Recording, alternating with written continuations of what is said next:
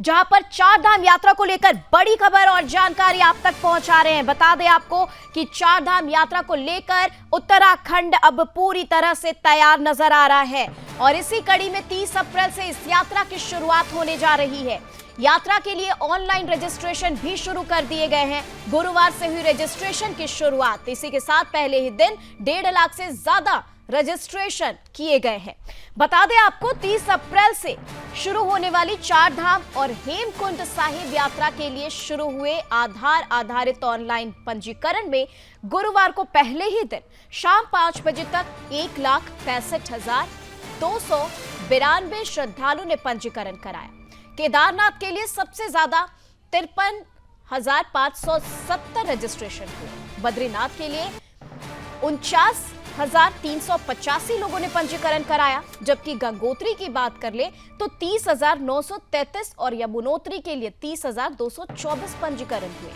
वहीं हेमकुंड साहिब की यात्रा में शामिल होने के लिए 1,180 श्रद्धालुओं ने रजिस्ट्रेशन कराया है।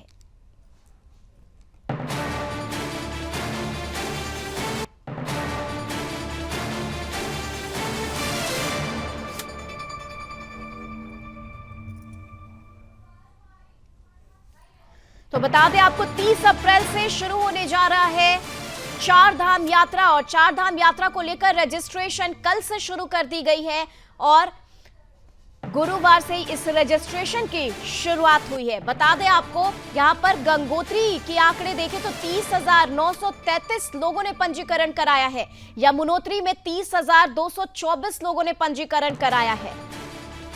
वहीं अगर बता दें आपको बद्रीनाथ धाम के बारे में तो यहां 49,385 लोगों ने पंजीकरण कराया।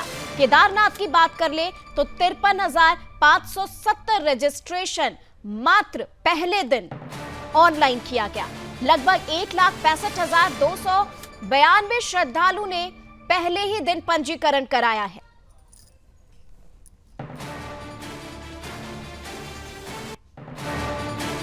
तो बड़ी खबर और जानकारी उत्तराखंड से आप तक पहुंचा रहे, जहां पर चार धाम यात्रा को लेकर उत्तराखंड प्रशासन पूरे तरीके से मुस्तैद है।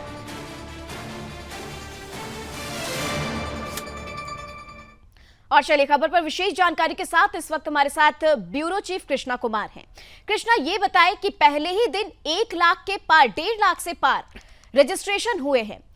अब इस बढ़ती भीड़ और इसको लेकर अब प्रशासन किस तरीके से तैनात होगी, किस तरीके से तैयारी आगे बढ़ाई जाएगी? बिल्कुल निमित, देखिए कल से केदारनाथ पूरे चारधाम यात्रा के लिए जो है वो रजिस्ट्रेशन प्रक्रिया शुरू हो गई थी। तो पहले ही दिन यात्रियों का रुझान एक तरीके से बहुत ही ज्यादा, एक तरीके से श्रद्धा की भीड़ हम देख सकते हैं कि आने वाले दिनों में किस तरीके से उमड़ेगी उसका अंदाजा अभी से लगाया जा सकता है। क्योंकि कल जिस तरीके से रजिस्ट्रेशन शुरू हुए हैं तो 52,000 के करीब रजिस्ट्रेशन कल पहले ही दिन जो है वो हो चुके हैं। आज भी रजिस्ट्रेशन की प्रक्रिया जारी है, क्योंकि हमने देखा है पिछले वर्षों में हर वर्षों में यात्रियों की जो संख्या थी उसमें वृद्धि देखी गई है। लाखों की संख्या में, कभी हजारों की संख्या में जो है वो श्रद्धालु केदारनाथ यात्रा पर आया करते थे या चारधाम यात्रा पर आया करते थे आपदा के बाद। लेकिन जब से प्रधानमंत्री नरेंद्र मोदी ने एक तरीके से उत्तराखंड की संकल्प लिया है और तमाम विकास कार्यों पे उन्होंने जोर दिया है, तो हम कह सकते हैं कि हर वर्ष ही उत्तराखंड में चारधाम यात्रा में श्रद्धालुओं की संख्या जो है वो लगातार उमड़ रही है। क्योंकि चारधाम यात्रा ही हम निमित्त कह सकते हैं कि उत्तराखंड की तरीके से लाइफलाइन कही जाती है और हम लगातार ही ऐसी बिल्कुल।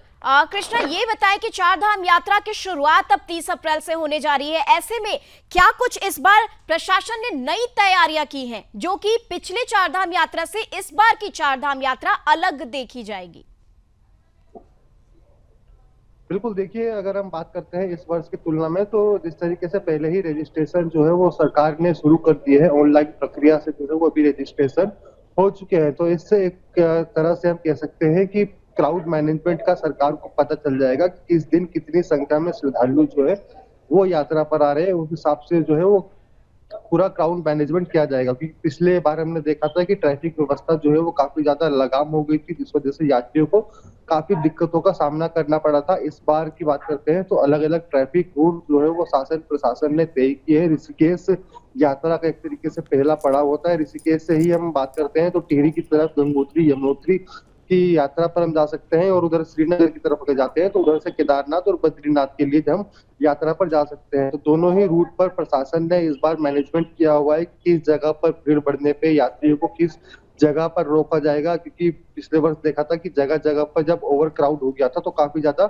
दिक्कतें हुई थी। तो इस बार स्पेशल एक मैनेजमेंट किया जाएगा कि जिस जगह पे उसकी कैपेसिटी एक तरीके से पूरी हो जाएगी उस क्षेत्र की, तो कुछ गाड़ियों को पहले ही रोक दिया जाएगा। फिर जब वो गाड़ियां वहां से कुछ वापस आ जाएगी फिर उनको वापस भेजा जाएगा। तो इस तरीके से जो है वो तमाम व्यवस्थाएं जो है वो ट्रैफिक के लिए चल रही है। और उधर देखते हैं तो गढ़वाल मंडल विकास निगम भी जो है वो अपने होटल्स और रेस्टोरेंट में विशेष तैयारियां इस बार कर रहा है यात्रियों के लिए, ताकि किसी को कोई दिक्कत ना हो। और विशेष प्रकार के ऑफर भी जो है वो गढ़वाल मंडल विकास निगम द्वारा जो है वो चलाए जा रहे हैं, ताकि उत्तराखंड की जो एक तरीके से रोजगार का जरिया है विभाग, टूरिस्ट विभाग के अंडर में आता है, इसमें भी अच्छी आय हो और सरकार अच्छे से काम कर सके टूरिस्ट के लिए। निमित, तो क्या वीआईपी दर्शन को भी लेकर के प्रशासन ने कुछ आदेश, कुछ गाइडलाइन जारी किया है?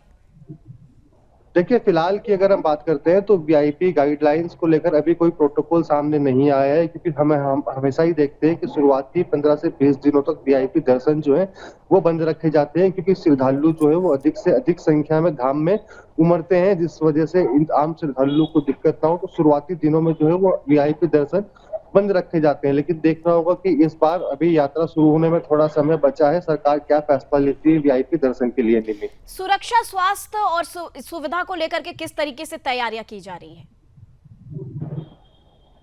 बिल्कुल, देखिए स्वास्थ्य की अगर हम बात करते हैं तो यमुनोत्री और केदारनाथ के लिए सबसे ज्यादा लोगों को दिक्कतें होती है, क्योंकि यमुनोत्री की अगर हम बात करते हैं तो खरसाली से यमुनोत्री धाम तक का जो पैदल पड़ाव पड़ता है उसका 5 किलोमीटर है। तो सभी को एक तरीके से वहां से पैदल जाना पड़ता है, या अन्य पड़ाव जो है वो घोड़े के माध्यम से भी आप जा सकते हैं, क्योंकि बुजुर्गों को काफी ज्यादा दिक्कतें होती है चढ़ाई चढ़ने में। अब जो पैदल ही अपनी यात्रा करते हैं उनके लिए स्वास्थ्य के लिए जो है वो मेडिकल टीम द्वारा जगह जगह पर मेडिकल कैंप जो है वो यात्रा पड़ाव के बीच लगाए जाएंगे। और शुरुआत जब हम कह सकते हैं कि यमुनोत्री धाम के लिए खरसाली से होती है, तो वहां पे भी उनका मेडिकल चेकअप करके उनको हमेशा जैसे हर वर्ष की तर्ज पे होता है, इस वर्ष भी उसी तरीके से भेजा जाएगा। और यही रूटीन हम कह सकते हैं कि केदारनाथ यात्रा के लिए अपनाया जाएगा, क्योंकि गौरीकुंड से हम देखते हैं कि 20 किलोमीटर का सफर जो है वो पैदल एक तरीके से सभी यात्री, ज्यादातर श्रद्धालु जो है वो पैदल पड़ाव से सफर करते हैं। तो उसमें भी मेडिकल कैंप जो है और मेडिकल टीम जगह जगह पर तैनात रखी जाएगी, ताकि अगर